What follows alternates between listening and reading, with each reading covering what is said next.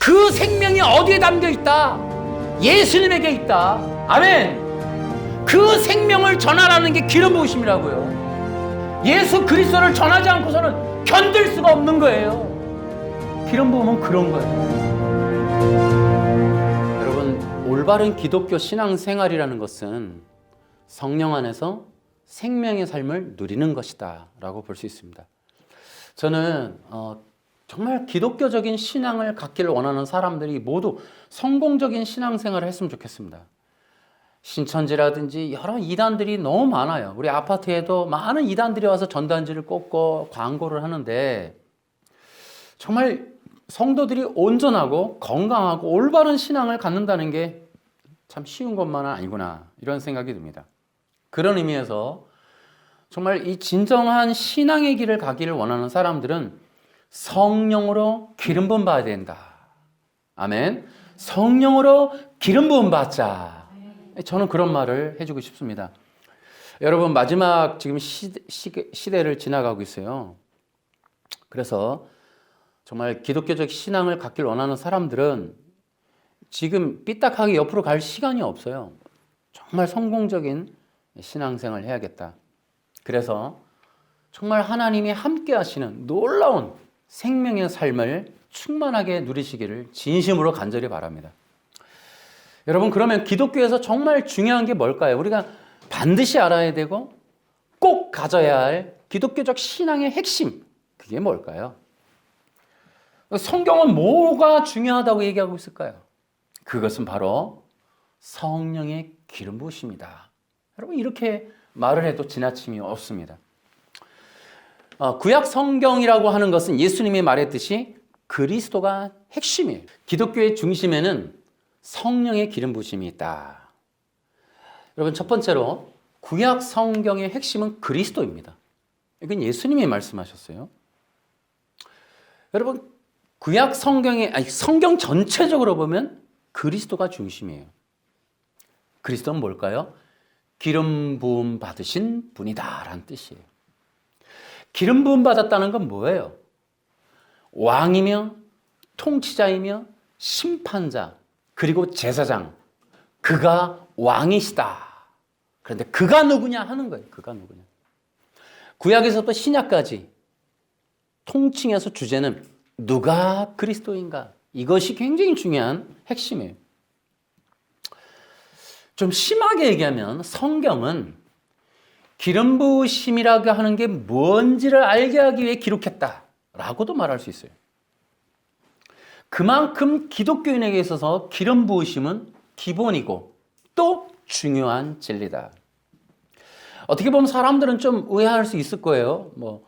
그러나 정말 중요한 것은 그리스도, 기름 부음 받는 자, 이것이 굉장히 중요해요.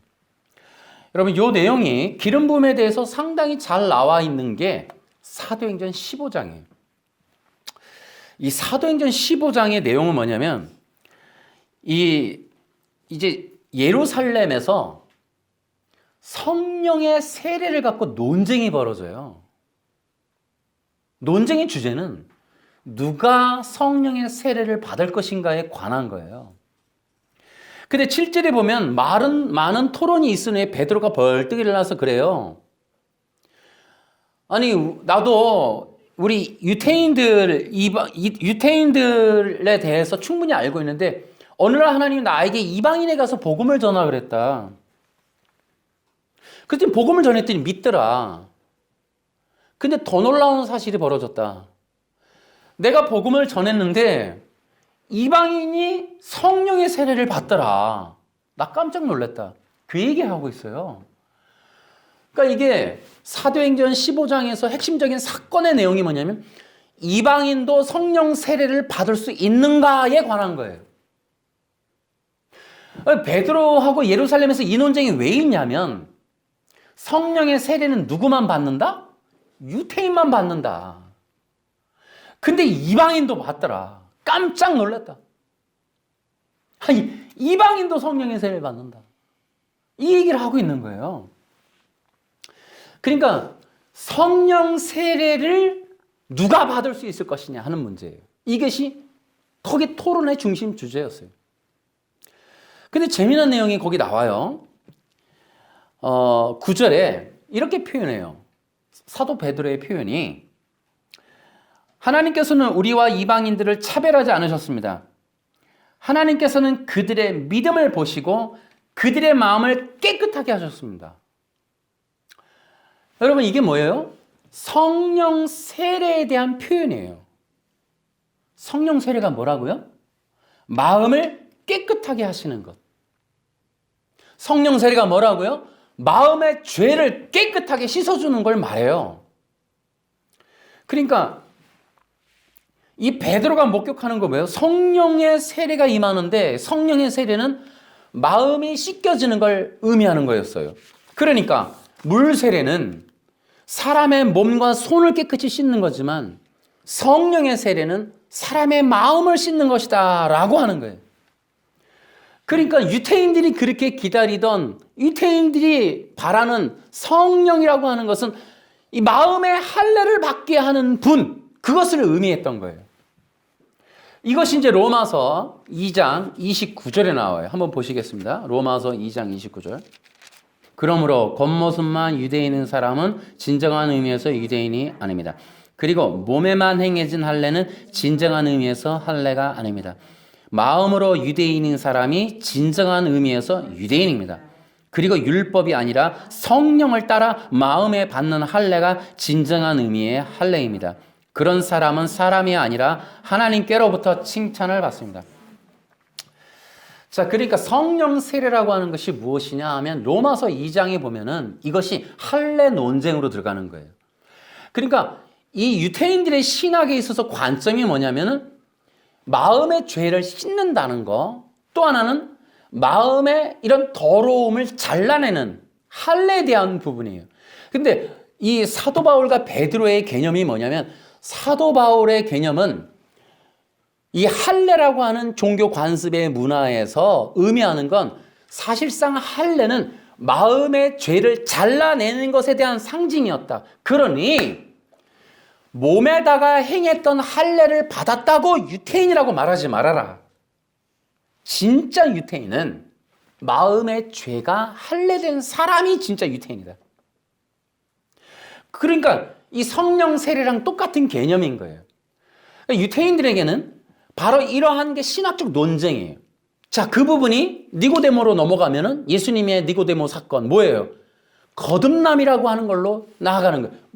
물과 성령으로 거듭난다라고 하는 것이 바로 성령 세례에 관한 거예요.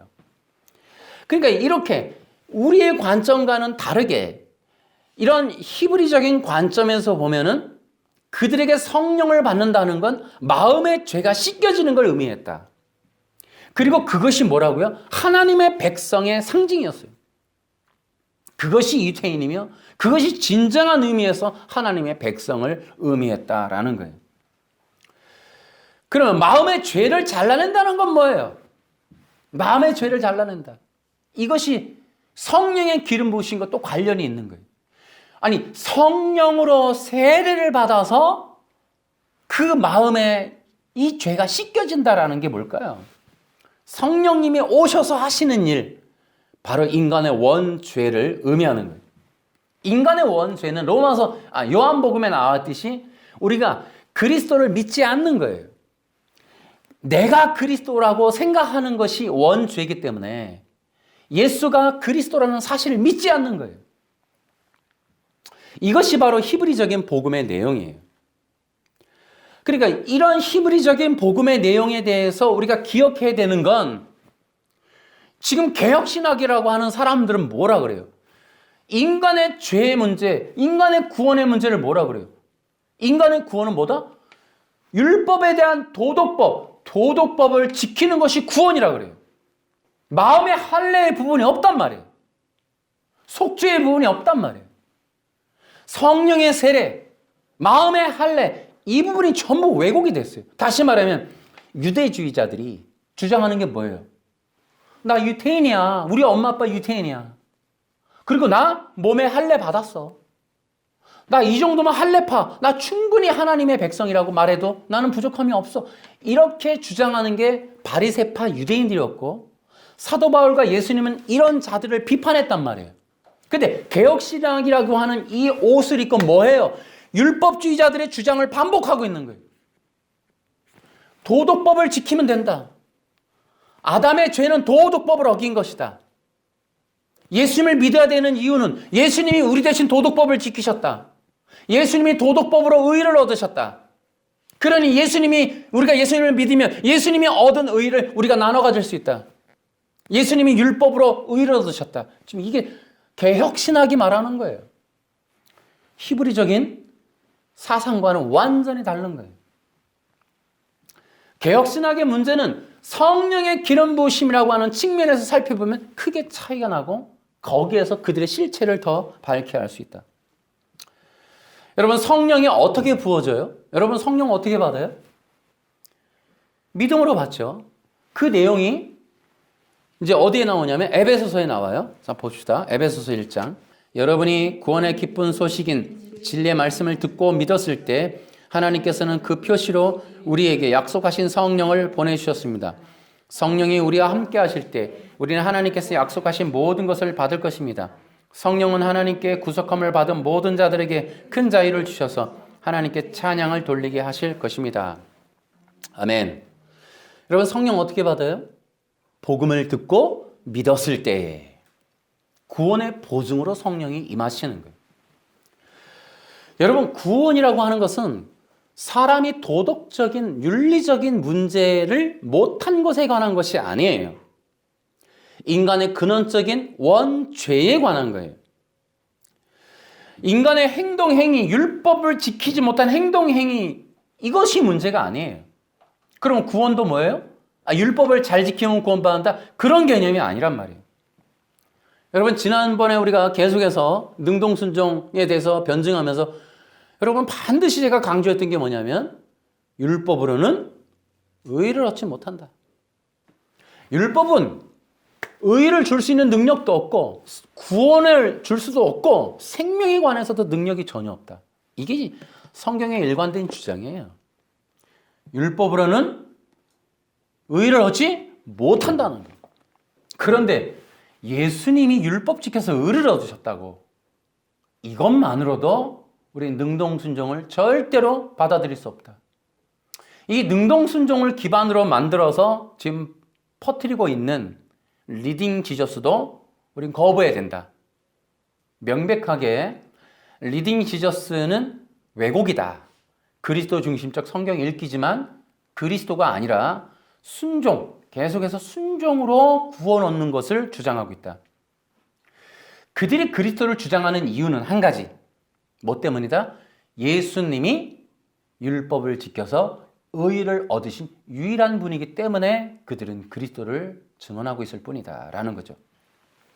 그러니까 리딩 지저스가 말하는 그리스도는 율법에 대해서 흠이 없이 완전한 순종을 이루신 분이라고 인정하기 때문에 그리스도 중심적인 성경 읽기를 하는 거예요.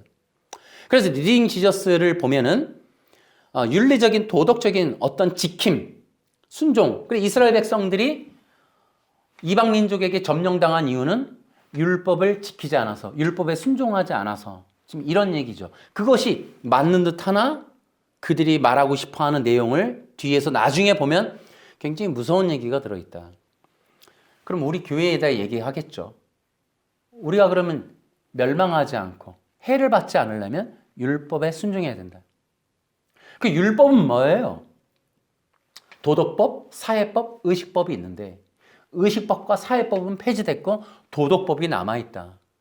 그럼 구약 성경에서 우리가 지켜야 될 도덕법이 뭡니까? 라고 물으니까 도덕법을 추격해 놓은 게 있는데 그것이 십계명이다. 그 율법이 되게 많은데 그 많은 율법을 우리가 직접 찾아서 지킬 수는 없고 우리가 지킬 수 있도록 그 많은 율법에서 이 도덕법을 축약해 놓은 게 십계명이다. 그 십계명을 지켜야 성도다운 삶을 산다. 구원받았으니 십계명을 지켜야 된다라고 주장하는 게 지금 능동순종이고 리딩 지저스가 하는 말이죠. 이제 이런 것들을 우리가 받아들일 수 없다는 거죠. 이 프레임을. 이것은 명백하게 이 바리새파 유대인들, 심지어 우리가 분명하게 알지만은 좀 무리하지 않으려고 제가 나중에는 분명하게 드러나겠지만은 이것은 프리메이슨의 작품이다. 그들의 실체다라는 거죠. 종교적인 실체. 그래서 전 세계를 십계명으로 끌고 가고 전 세계를 어떤 법으로 지배받아서 구원의 여부를 자기들이 판가름하려고 하는 그런 세력들이 지금 만들어내고 있는 과정에 불과하다라는 거죠. 뭐 이런 것에 대해서 흔히 동의하지 못할 분들이 있을지 모르나 그것은 세월이 지나고 나면 조금 더 자세하게 밝혀지지 않을까 기대하고 있습니다. 여러분, 우리가 지금 금방 얘기했죠. 성령을 어떻게 받는다? 복음을 듣고 믿을 때. 여러분, 인간의 죄의 문제는 행동의 여부가 아니라 그 마음의 불의함이었어요. 인간이 자기중심이어서 자기가 하나님이 되고 싶어하는 그 마음, 자기가 왕이 되고 싶어하는 그 마음으로 죄를 지은 거예요. 그것으로 인하여 인간이 죄와 사망 권세에 빠진 겁니다. 그래서 그 인간을 구원하기 위하여 하나님께서 구원의 계획을 베푸시죠. 그래서 인간의 죄와 사망이라고 하는 그러한 이 권세로부터 건진받기 위하여 그리스도가 오셔야 된다. 그래서 이 그리스도가 오셔서 인간의 죄를 사해 주신다. 어떻게? 그의 피로써 속죄해 줌으로 인간을 사해 준다. 자, 제가 지금 말씀드린 게 뭐라고요? 이것이 바로 로마서 1장 17절에 뭐라고 돼 있어요? 복음에는 의가 들어있다. 지금 제가 말씀드린 게 바로 복음이에요. 복음이라고 하는 것은 인간의 죄에 관한 것, 인간이 얻어야 할 의에 관한 것, 인간이 반드시 받아야 될 속죄에 관한 어떤 내용이에요. 그런데 이것이 복음인 이유는 율법주의가 팽행하던, 율법주의가 지배하던 시대에 복음인 이유는 우리는 무능력하고 우리는 율법을 지킬 수 없고 율법에 무능력한 우리를 위하여 누군가 대신 율법을, 아니 의를 이루신 분이 계시다. 아멘. 그것이 뭐라고요? 복음이다. 우리를 위하여 완전한 속죄를 이룬 분이 계시다. 우리가 절대로 얻을 수 없는 의를 얻으셨다. 그것이 바로 로마서 3장에 나와 있어요.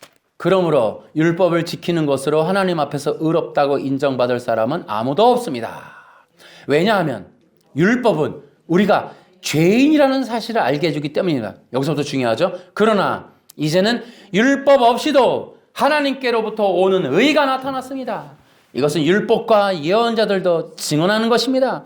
하나님께로부터 오는 의는 예수 그리스도를 믿는 믿음을 통해 옵니다. 아멘. 이것이 뭐라고요? 복음이라고요. 복음. 우리가 율법으로도 얻을 수 없고 그 어떤 것을 순종해도 될 수 없는 이 의의 문제 이제 해결됐다. 어떻게? 예수 그리스도를 통해서. 아멘. 이것이 복음인 거예요. 인간에게. 우리 인간의 한계. 도저히 우리가 노력을 해도 고행을 해도 율법의 모든 만 가지를 지켜도 얻어낼 수 없는 이 의의 문제를 예수님이 해결해 주셨다. 이것이 복음이에요. 복음. 이 복음에 관해서 듣고 믿었을 때, 자, 그러면은 이 복음을 듣고 믿었다라는 게 뭐예요? 이 복음이라고 하는 죄와 의와 구원에 관한 내용을 듣고 믿는 거예요. 뭐를? 예수님을 믿는 거예요. 아멘. 따라해볼까요? 복음은 예수님이다. 결국 이 모든 것을 이루신 분이 누구예요? 예수님인 거예요. 우리가 아니에요. 복음이라는 건 뭐예요? 내가 그리스도가 아닙니다. 나는 구원하지 못하고 나는 의를 이루지 못하고 나는 율법을 완전히 지킬 수 없습니다. 오직 예수님이십니다. 아멘. 예수님만이 우리의 모든 전부이십니다. 그것이 바로 믿는다 하는 거예요. 예수님을 믿는다 하는 거예요. 그래서 복음을 듣고 믿는다는 것은 이 죄에 대해서, 의에 대해서, 구원에 대해서 혹은 영생에 대한 이러한 내용을 듣고서 이 그 내용과 예수님을 믿는다 하는 거예요. 예수님을 의로 여기는 그것을 믿는다. 그것을 믿을 때 어떻게 한다? 성령을 부어주신다. 복음을 듣고 믿을 때 성령을 부어주신다. 왜요? 구원의 보증으로서 우리에게 부어주신다. 이걸 뭐라 그런다고요? 성령의 기름 부으심이라고 하는 거예요. 그 성령의 기름 부으심이라고 하는 게 결국은 뭐라고요? 우리가 이러한 복음을 듣고 우리의 죄의 문제, 속죄의 문제, 죄와 사망의 문제를 해결해 주신다. 곧 우리의 근원적인 원죄를 깨끗하게 씻어주는 그 분, 그 일, 그것은 바로 예수 그리스도와 그의 십자가다. 그것으로 나는 깨끗해졌음을 하나님께서 우리에게 성령으로 보증해 주신다라는 거예요. 아멘. 이것이 바로 이제 성령의 기름 부으심에 대한 내용이에요. 자, 다시요. 제가 이 얘기를 왜 합니까? 여러분, 이것이 복음이라는 거예요. 그러니까 인간의 죄의 문제, 의의 문제, 구원의 문제는 성령의 기름 부으심의 영역인 거예요. 도덕법을 지키는 십계명을 지키는 문제가 아니라는 거예요. 십계명을 지키는 것에는 우리의 의도, 속죄도, 구원도 없습니다, 여러분. 아무 관련이 없어요. 구원 받았으니 십계명을 지킨다. 이것도 마찬가지예요. 잘 들으세요, 여러분. 구원받은 자도 구원받았으니 십계명 지켜야 된다. 아니, 구원받자고 율법 지키자는 게 아니고 예수 믿고 구원받았으니 이제 십계명 지켜야 된다. 자, 이 말. 예수 믿었으니 십계명 지켜야 된다. 여러분, 이 말을 여러분 잘 보셔야 돼요. 이거 위험한 말이에요. 뒤에 무슨 말이 있길래? 그럼 질문을 한단 말이에요. 그럼 만일 나 구원 예수 믿었어요. 살다가 십계명 못 지켰어요. 저 어떻게 돼요? 그들은 뒤에 무슨 말을 갖고 있어요? 예, 당연히 구원의 취소가 있죠. 어떻게? 조사심판해서.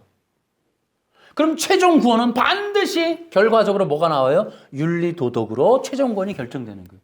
이게 세계적인 흐름이라니까. 여러분, 이것이 바로 김세윤 박사가 말하는 신복음주의, 알미니안, 안식교, 능동순종. 여러분, 다 이 똑같은 프레임을 주장하고 있는 거예요. 이것이 바로 바리새인들의 시각, 바벨론적인 이 종교 조작이라는 거예요. 종교 조작. 우리는 유태인들, 히브리적 신앙, 히브리적 사상으로 가야죠. 그게 뭐라고요? 성령의 기름 부으심이라는 거예요. 성령의 기름 부으심은 성령의 세례를 뜻하는 거예요. 그 성령의 세례, 우리가 그토록 바라는 마음의 죄의 씻음은 율법과 도덕법을 행하는 것과 아무 관련이 없다고요. 그것이 그들의 관점으로, 히브리인들이 그토록 중심적으로 바라보는 이방인도 마음의 죄가 씻겨? 그들도 하나님의 백성이 된다고? 라고 하는 이 부분. 여러분, 우리도 마찬가지예요. 우리의 신앙의 정체성이 뭐예요? 여러분, 우리가 자칫하면은 바벨론적인 종교, 여기에 속는단 말이에요. 여러분, 바벨론적인 종교는 우리 행위에 관한 거예요.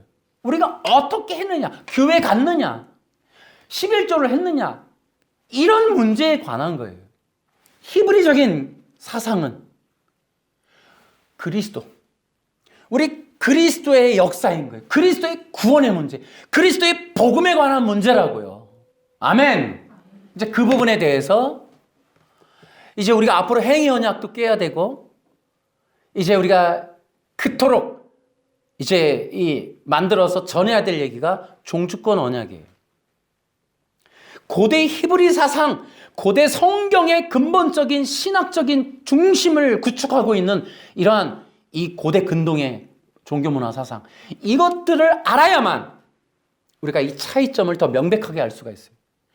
우리는 개혁신학이라고 하지만 이거 다 독일과 이런 바벨론으로부터 넘어온 여러분 종교에 가까운 얘기들이에요. 곧 인간이 어떻게 했느냐, 도덕법을 지켰느냐, 심지어 행위언약이 창세기 2장 17절의 해석까지도 인간의 행동, 행위의 여부, 인본화, 헬레니즘.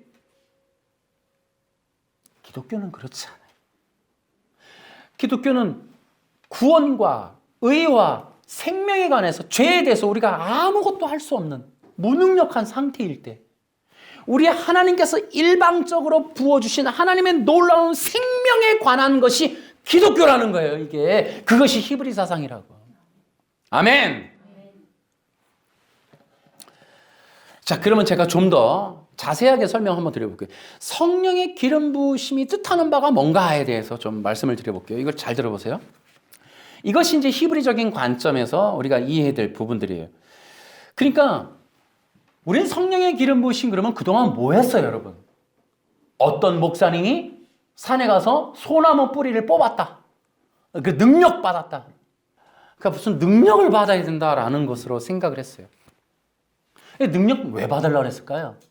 목사님들은 성도가 많아져야겠고, 유명해져야겠고, 건축도 좀 해야겠고, 기도원도 지어야겠고, 집회도 다녀야 되겠고. 여러분 이게 뭐예요? 결국은 자기란 말이에요. 자기. 성령의 기름 부으심은 자기의 이기주의 안에 내가 왕이요 하는 게 이게 씻겨져 나가는 거예요.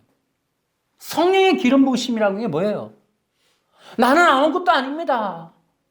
예수님이 진정한 왕이십니다 하는 거예요. 그것을 말하는 거예요.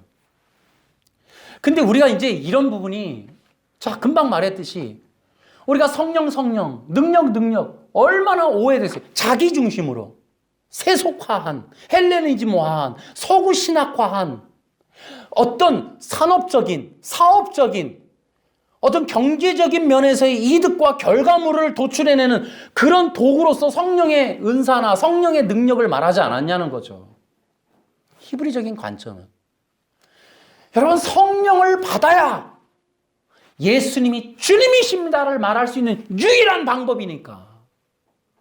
고대 시대에 그 지중해 연안에서 그 많은 우상화된 시대에서 그 갈릴리에 살았던 어떤 젊은 그분 십자가에서 죽었다고 하는 어떤 그분이 창세로부터 약속된 메시아라는 사실을 믿고 그분을 목숨을 걸고 전할 수 있는 건 성령이 아니고서는 안 되는 거거든요. 그분을 믿을 수밖에 없도록 예수님을 믿고 견딜 수밖에 없는 힘은 성령밖에 없어서요. 그런 내용이 성경에 쓰여 있는 거예요. 오늘날 우리는 능력받아서 내가 어떤 사업적인 확장을 벌리는 그런 게 아니고 예수 그리스도를 믿으라고. 아멘. 시대가 악하다고, 코로나가 왔다고, 교회를 떠나고 무슨 가난한 교인 이런 얘기 하라는 게 아니고, 어떤 상황이 와도 총칼이 하고, 일본 6.25 사변 때 그런 총칼이 와도 예수님이 주님이라는 사실을 포기하지 말고 믿으라고 성령을 주시는 거거든요. 그랬더니 우리는 사업적인 확장을 의미한단 말이죠, 이게. 그래서 뭐예요? 나 이제 성령 받아서 능력 받은 종이니까 이리 오세요. 완전 거꾸로죠. 세상에 나가서 예수님을 전하라고 했더니 사람들을 긁어 모으더라는 거죠. 그게 우리는 선망의 대상이 되고 있고, 이 전부 세속화한, 오염되어 있는, 성경이 철저하게 종교화한 그런 상태에 이렇게 짓밟힐 수도 있는 기독교, 거기에 교회라고 하는 이상한 단체, 이것이 너무나 흔해져 있단 말이죠. 우리 의식 속에, 종교의식 속에 교회라고 하는, 예배라고 하는, 기독교인이라고 하는 왜곡된 사상이 우리 뼛속에 들어가 있단 말이죠. 그리스도는 온데간데 없이. 그래서 우린 다시 한번 너무나 많은 작업을 해야 돼요. 기독교의 온전한 회복을 위해서라도. 그래서 첫 번째로 이 성령의 기름 부으심이 뜻하는 바는 마음의 죄를 씻어준다는 그 부분 기억하셔야 돼요. 여러분, 마음의 씻어줌이 뭐냐 하면은 하나님과의 마음의 교제가 가능하게 되는 사람들을 뜻하는 거예요. 마음의 죄가 씻기는 게 뭐예요? 불의함이 해결되고 의로움이라는 게 해결돼요. 여러분은 의로움이라는 게 뭐예요? 하나님과의 교제권의 회복을 말하는 거예요. 하나님과의 온전한 회복, 하나님과의 온전한 회복을 시편적인 의미로는 뭐예요? 얼굴과 얼굴을 맞대는 거예요. 주님과 얼굴을 맞대고 또 하나님의 집에 내가 거하고 그분이 나와 함께 거하시는 거, 그분과의 온전한 막힘없는 교제성의 회복이 마음의 죄가 씻겨지는 거예요. 기독교인이 뭐예요? 교회 가는 거예요? 하나님과의 교제가 열리는 거예요. 그분이 나의 주님이 되고 나와 함께 임마누엘. 하나님은 이 땅에 저 영원한 적이 계신 게 아니고 하나님의 본성이 뭐냐면 우리 인간 이 세상 속에 당신의 백성과 함께 하고 싶은 것이 하나님의 본성이라니까요. 본성. 그렇게 될 수밖에 없는, 그렇게 행하시는 원리, 패턴이란 말이에요. 패턴. 성막이 뭐예요? 성막이 하나님이 이 땅에 당신의 백성들과 함께 거하시는 장소 말하는 거예요. 솔로몬이 성전 왜 지어요? 하나님의 집을 만들어 드리겠다는 거죠. 그랬더니 성막, 이 성전 거행식이 하나님 뭐라 그래요? 내가 언제 이거 지어달래? 이렇게 하나님이 뭐라, 왜 그래요? 왜 성전을 왜 이거 지으라는 소리에 대해서 별로 마음에 안 들어 하세요? 하나님의 거처는 우리의 마음이기 때문에. 그러니까 우리는 하나님의 본성은 우리와 함께 하심, 교제성, 우리와 함께 내 마음속에 거하심. 그래서 날마다 우리와 함께 하나님의 동거하심이 하나님의 본성이란 말이에요. 그게 뭐라고요? 마음의 죄의 씻김에 대한 얘기예요. 그러니까 기독교인이 뭐 하는 거예요? 하나님과 함께 하는 자들. 여러분 구약 성경 보면은 요셉도 뭐라 그래요? 여호와가 함께 하시니 형통하였더라. 다니엘과 세 친구에서도 하나님이 불 속에서 친구들과 같이 계셔. 그 이스라엘 백성의 여정에 구름과 불기둥이 뜻하는 게 임마누엘. 그 백성들과 함께 거하심. 그 백성들의 어려움 속에 함께 동행하심. 그래서 여러분 우리 기독교의 놀라운 점이 뭐예요? 내가 어려울 때 주님이 나와 함께 하신다. 어려울 때 나를 업고 걸으신다. 나와 떨어지지 않으신다. 라는 이 임마누엘 의식, 이게 기독교거든. 근데 서구화된 미국에서 넘어온 기독교 뭐예요? 11시 예배 1시간짜리 기독교. 그리고 땡. 철저한 실용주의. 내 이득에 관한 기독교. 내 이득과 관련된 예배. 내 이득과 관련한 종교생활. 그 원리를 계산해내서 내가 들어가기 때문에 내게 필요 없을 때는 버려버리는 거. 이러한 패턴이 기독교 미국에서 넘어온 선교사들에 의해서 철저하게 심겨진 왜곡된 이것이 바로 헬레니즘. 히브리가 없는 거예요. 히브리적이. 임마누엘이 빠져버린 거예요. 구약에서부터 불기둥과 구름기둥 그 백성들 중앙에 계신 그분. 그래서 우리의 마음의 심정 속에 거하시는 그분. 그런 것들에 대해서 얘기하는 거. 두 번째로 기름 부으심은 구별됨에 대한 얘기예요. 성령으로 기름 부었다는 것은 이런 뜻이에요. 그 많은 세상 속에서 건져냈다는 뜻이에요. 선별, 구별. 여러분 이 내용이 굉장히 중요한 내용이에요. 여러분 때로 이런 신학적인 게 있어요. 뭐냐 하면 알메니안에도 있지만 하나님은, 예수님은 세상에 있는 모든 사람을 위해 죽으셨다가 이게 알메니안이에요. 우리는 안 그러죠. 우리는 일정한 하나님의 선택된 백성들을 위해서 예수님이 돌아가셨다예요. 그러니까 우리는 모든 만인을 위해서 예수님이 죽으셨다. 그리고 만인을 다 구원하시기 위하여. 그러니까 우리는 그러한 부분이 약간 시정돼야 돼요. 뭐냐면은 기억하셔야 돼요. 우리는 은혜 중심적인 거예요. 하나님이 우리를 불러주셨다는 거죠. 세상 속에서 우리를 불러주신 거예요. 그러면 누구를 불러주셨나? 하나님의 이게 콜링은 조건이 없어요. 하나님의 은혜에 의해서 불러진 거예요. 하나님이 은혜를 베푸시는 거예요. 하나님 그 중에서 하나님의 백성, 하나님의 것을 골라내는 거. 이게 하나님 나라의 특징이라니까요. 아멘. 그래서 우리는 뭐예요? 은혜 중심적인 신앙을 가져야 된다는 거예요. 너무 감사해. 하나님이 나를 불러주심이 너무 큰 은혜야. 여러분 신앙에도 그게 있으세요? 여러분 이것이 예배 때마다 더 불타올라야 돼요. 나에게 향한 하나님의 은혜가 있다는 걸 기억하셔야 돼요. 때로 이것이 오해받기도 해요. 어떤 사람들은 그러니까 하나님이 너무 독선적이야 라고 하지만 그게 하나님의 패턴이고 성경은 뭐라 그래요? 토기장이는 토기를 만들 주권이 있는 거예요. 그 토기를 어떻게 만들 것인가에 관해서는 토기장이에게 상당한 권한이 있는 거예요. 다른 사람에 의해서만 그것을 만들 필요는 없어요. 토기장의 권한이 있는 거예요. 그 하나님은 하나님의 주권이 있는 거예요. 그 주권에 의해서 하나님 나라가 거룩하게 구별되는 겁니다. 아멘. 하나님은 구별된 백성을 부르신다. 또 세 번째로는 기름 부으심이라고 하는 것은 그리스도의 형상 만들기예요. 자, 이것도 제가 몇 가지가 있는데 첫째는 하나님의 절대적인 주권적인 선택을 의미해요. 선택의 기준은 은혜입니다. 조건이 없어요.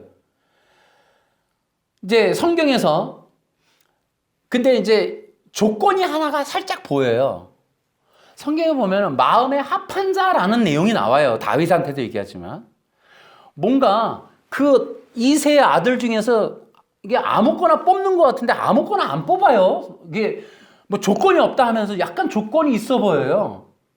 그 조건을 하나 거는 게 마음에 합한 자다 그래요. 근데 우리가 마음에 합한 것에 대해서는 잘 모르겠는데 마음에 합하지 않은 거는 좀 알 것 같아요. 성경을 보면. 힌트가 좀 보여요.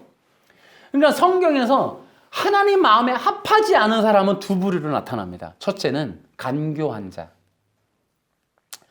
하여튼 간교한 건 하나님의 마음과 합하지 않아요. 누가 마음에 합한지는 잘 모르겠지만 합하지 않은 자 두 사람은 분명해요. 첫째는 간교한 자. 뱀의 특징에 대해서 설명할 때 나오는데 제가 말씀드렸듯이 뱀의 특징은 배신이에요, 배신. 그러니까 뒤꿈치를 문다라는 것을 잘 모르는 경우가 많은데 뒤꿈치를 문다라는 것은 바로 가장 가까운 사람에 의한 배신, 배교를 말하는 거예요. 그래서 반드시 이 기독교를 위기에 빠뜨릴 자는 교회 안에 있어요. 가장 예수님을 잘 믿는 사람들 중에 교회를 배교할 자가 나타납니다. 그러니까 불교 신자가 나타나서 막 뭔가를 하는 게 아니고 기독교인 중에 그리고 많은 사람들에게 칭송받았던 사람들 중에서 정말 수많은 사람들을 예수님으로부터 떼어낼 자 그런 사람이 나타날 거예요. 그게 간교한 자다. 두 번째는 두 마음을 품은 자라고 하는 게 나와요. 알 수가 없는 거예요. 두 마음을 품은 자는 뭐라 그래요? 겉과 속이 다른. 이것을 마태복음은 외식하는 자라고 얘기하죠. 그래서 그거를 바리새인들의 특징을 그렇게 나죠. 외식은 페르소나, 가면을 뜻하는 거죠. 그래서 이 상황에 따라서 가면을 쓰는 것. 이게 이제 페르소나, 두 마음을 품은 자라고 하는 거예요. 우리가 하나님의 앞에 마음에 합한 자라고 하면 하나는 알 것 같아요. 정직한 자인 것 같아요. 정직은 뭐예요? 겉과 속이 같은 걸 의미하겠죠. 보여주는 게 전부인 사람. 자, 두 번째로 기름 부으심을 받는다는 것은 하나님의 권위와 권능, 영광을 입혀주시는 것을 의미해요. 고대 근동에서 왕이 신하를 보낼 때 왕이 입었던 옷과 지팡이를 주는 건 기본이에요. 그래서 왕이 보낸 신하가 만나야 될 사람들이 신하를 보고 왕이 보낸 게 맞네 라고 할 정도의 분명하게 왕의 표식이 있는 지팡이와 겉옷 이것을 입어야 돼요. 기름 부음을 받는다는 건 우리의 출신이 바로 하나님으로부터 왔다는 것에 관한 권위, 권능, 영광이에요. 그것이 기름 부으심이에요. 그러니까 우리가 기름 부으심 받는다는 거는 와, 저 사람 진짜 하나님의 사람이네. 정말 하나님이 택한 사람인 것 같아. 아, 진짜 저 사람은 정말 하나님의 영광이 있네. 이런 게 이제 성령의 기름 부으심이 충만하다라고 하는 거예요. 세 번째로는 성령의 기름 부으심을 받는다는 것은 바로 기름 부으심은 그리스도의 형상을 또 형상으로 변하는 것인데 세 번째로 거기에 따라서 하나님이 말씀을 주신 자라는 뜻도 있어요. 여러분 기름 부으심 안에는 뭐가 포함되어 있냐면 하나님이 그 입안에 말씀을 담아줘요. 그래서 성령의 기름 부으심이 임하면은 그 무엇인가 메시지를 전해요. 메신저가 되어서. 그래서 여기서 중요한 거예요. 그가 전하는 말이 무엇냐에 따라서 그의 기름 부으심을 알 수가 있는 거예요. 여러분, 하나님으로부터 기름 부으심 받았다면 그가 전해야 될 말이 분명한 거예요. 그래서 이 기름 부으심이라고 하는 것이 포함되어 있는, 그것이 뜻하는 이 말씀에 관한 내용은 세 가지가 있어요. 기름 부음 받으면 왕의 이름을 말해야 돼요. 그러니까 이 사람이 기름 부음을 받았느냐 아니냐의 차이는 누구 이름을 말하느냐예요. 어떤 사람이 띵동 눌러서 하나님의 말씀을 전하러 왔습니다. 근데 그가 이만희를 전한다. 저희 집에 하나님의 교회가 와서 장길자 얘기를 하더라고요.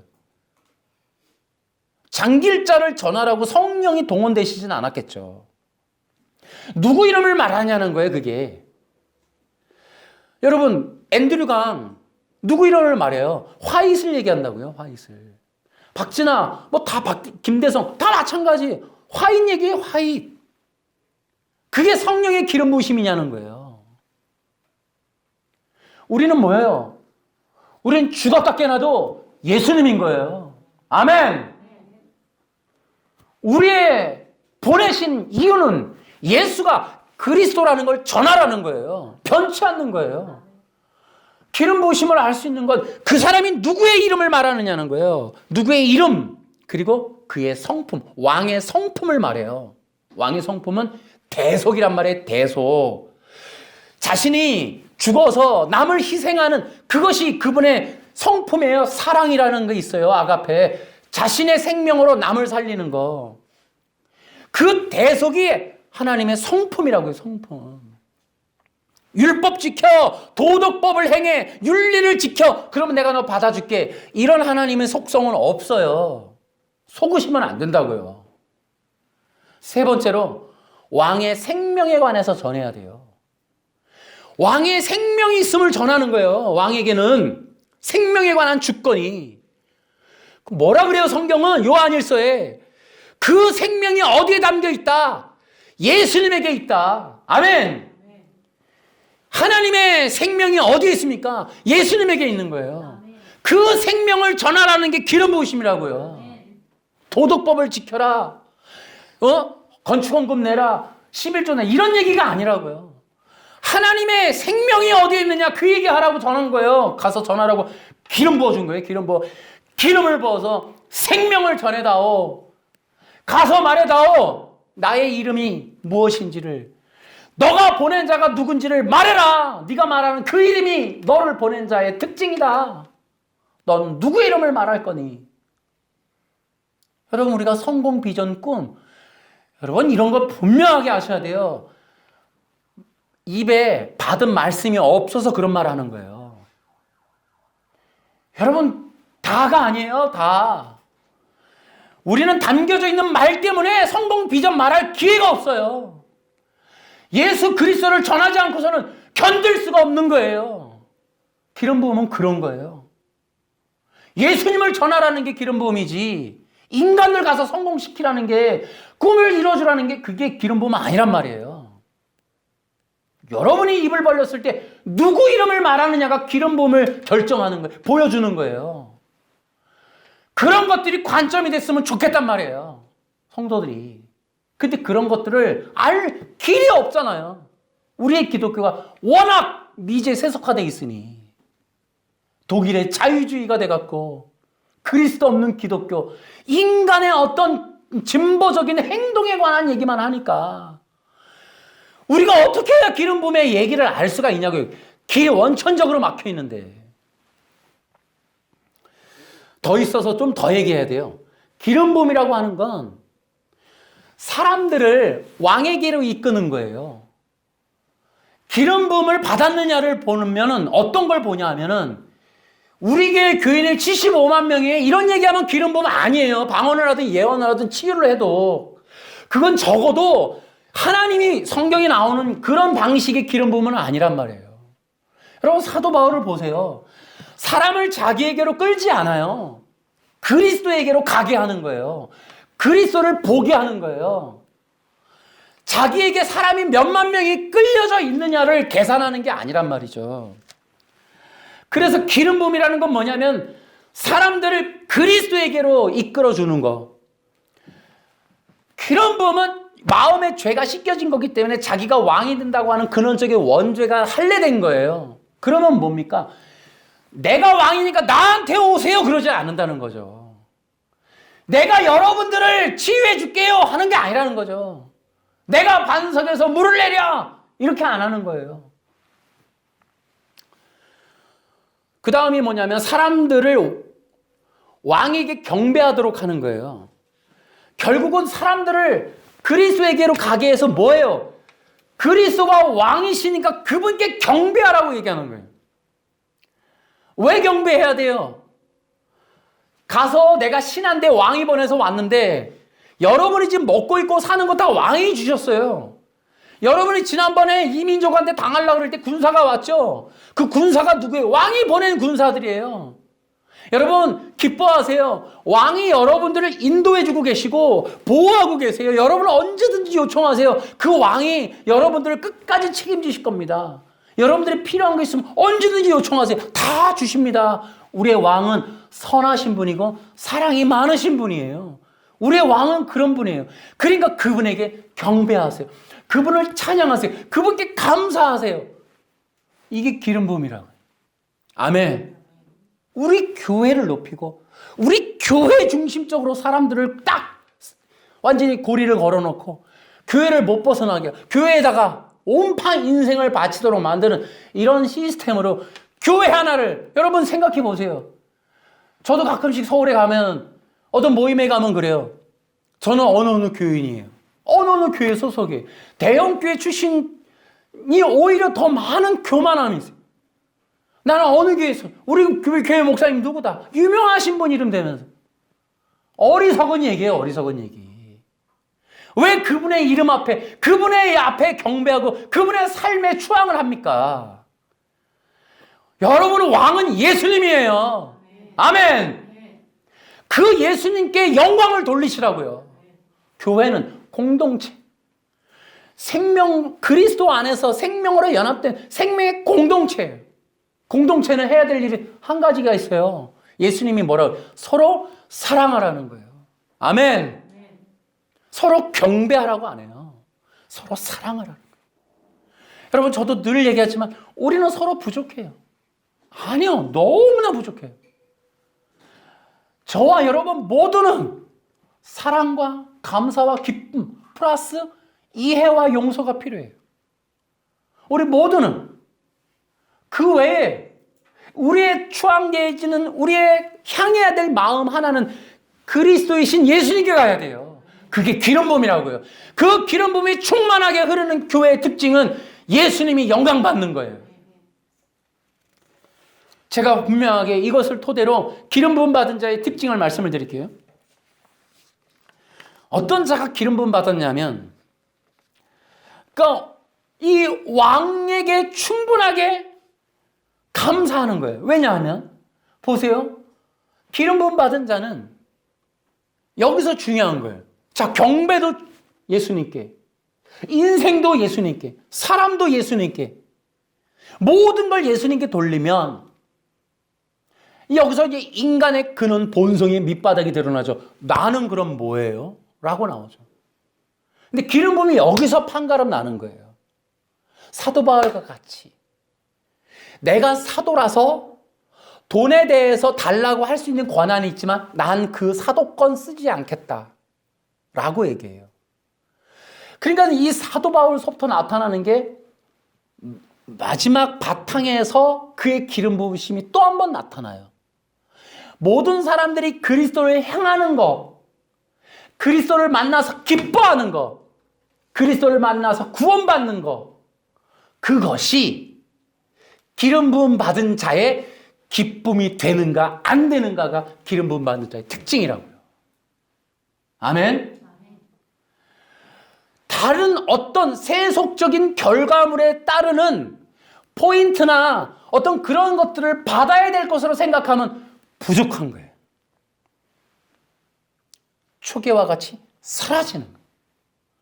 그런데 기름 부음이 너무나 대단한 건 뭐냐면 예수님이 영광받는 그 예배의 영광의 소리와 구원받았음이 감격에 넘치는 사람들의 그 감격 어린 찬양이 그것이 기쁨이 되는 거. 그것이 유일한 위안이고 그것이 전체적인 재산이고 그것이 보상이 되는 거. 그것이 기름 부으심이라고. 또 하나가 있어요. 기름 부음 받은 자는 어떨 때 알아볼 수 있냐면 수많은 사람들이 예수님의 이름을 부르는 것, 그것으로 충분히 만족하는 거예요. 그것이 그 사람을 감격스럽게 하는 거예요. 그게 기름 부으심이에요.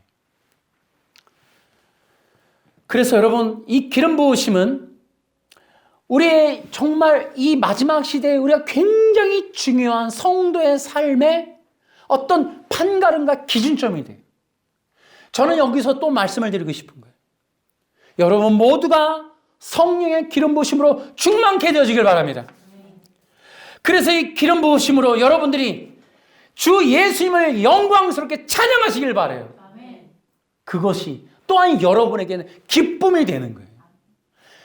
여러분, 성령의 기름 부으심은 또 하나가 있어요. 이것은 특별한 어떠한 소식이에요. 성령의 기름 부으심은 우리가 예수 그리스도를 믿는 것인데 이것을 가능하게 하도록 성령님이 우리에게 기적과 이적과 표적으로 우리에게 나타나실 때가 있어요. 우리의 삶을 기적적인 역사로 회복시켜주거나 또한 우리를 기적적인 역사로 치유해 주시는 일들이 있단 말이에요. 아멘.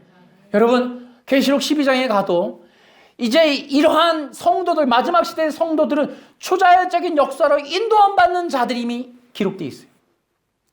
그러니까 우리는 그러한 하나님의 초자연적인 성령의 기름 부으심을 경험하는 그런 것들이 우리를 주도하는 그런 것들이 충만해지는 성도들 되는 것이 매우 중요하다.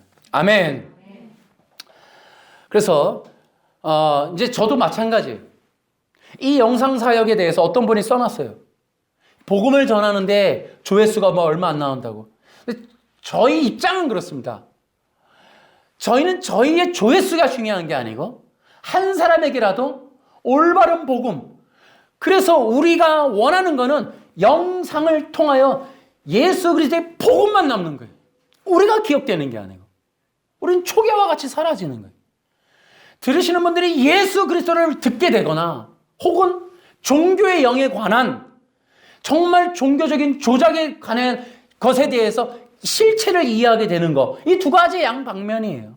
거짓된 종교의 실체와 예수 그리스도의 정말 진정한 성경적 복음을 듣게 되는 것. 그것으로 우리는 충분히 만족을 하는 겁니다. 교회 가는 것이 전부가 아니에요. 그 이상이에요. 여러분, 성령으로 기름 부음 받아야 성도입니다. 성령으로 기름 부음 받아야만 진정한 구원의 길을 걸어갈 수가 있어요. 그리고 성령의 기름 부으심이 세상 사람들은 말하고 싶어 하겠지만 우리가 말하는 정말 진정한 구원의 보증이 됩니다. 이러한 여러분 되시기를 주의 이름으로 축원합니다. 그래서 저는 성령의 기름 부으심은 결론적으로 말씀드립니다. 구원론의 새로운 관점을 제공해줘요. 그리고 앞으로 제가 이제 행위 언약하고 웨스트민스터 신앙 고백서의 문제, 이런 문제들에 대해서 제가 계속 변증할 건데 오늘과 같이 저는 한 가지 입장을 미리 말씀드리면 성경의 해석에 있어서 히브리적인 관점을 중요하게 본다는 거예요. 기억하세요. 성경 안에 있는 히브리적 관점의 최고로 중요한 부분이 성령의 기름 부으심, 곧 그리스도입니다. 바로 이러한 내용 때문에 저희가 메시아 복음 선교 센터를 하는 거예요. 메시아 복음 선교사. 그리고 그러한 메시아의 복음, 곧 그리스도 중심적인 진리로 이 개혁주의라고 하는 1600년대에 만든 웨스트민스터 신앙고백서를 기반으로 조작화된 종교적인 메시지, 이러한 것들을 히브리적 관점에서 변증해 나갈 것이고, 그러한 행위 언약과 능동순종의 이런 엄청난 바리새적인 조작에 대해 우리 계속해서 변증해 나가서 진정한 구원의 복음이 무엇인지를 전해보려고 하는 것입니다. 그러기 위해서는 저 역시도 성령의 기름 부으심이 필요하고 우리 교회도 성령의 기름 부으심이 충만해야 돼요. 제가 말하는 것은 이러한 복음을 통하여 복음이 전해질 때 성령이 임하시는 거예요. 듣는 모든 이들에게 성령의 기름 부음이 임해서 예수님을 여러분이 구주와 주님으로 믿을 때 성령이 임하시기를 축원합니다. 그래서 우리 교회와 이 복음을 듣는 자들이 다시 한번 거듭나는 역사, 할례 받는 역사, 성령의 세례를 받는 역사가 일어나게 되기를 진심으로 축원합니다. 그리고 그러한 역사 가운데 우리 주 예수님의 영광 받는 역사가 있기를 바랍니다. 우리가 바라는 소망이 거기에 있어요. 우리는 성령의 기름 부으심으로 교회의 마지막 땐 이 영광이 나타나길 바라고 예수 그리스도의 이름이 물이 바다를 덮은 같이 충만해지는 그러한 때를 소망합니다. 여러분과 내가 다 같이 성령의 기름 부으심을 충만히 받는 역사 있게 되기를 주 예수님의 이름으로 축원합니다. 박수로 하나님께 영광.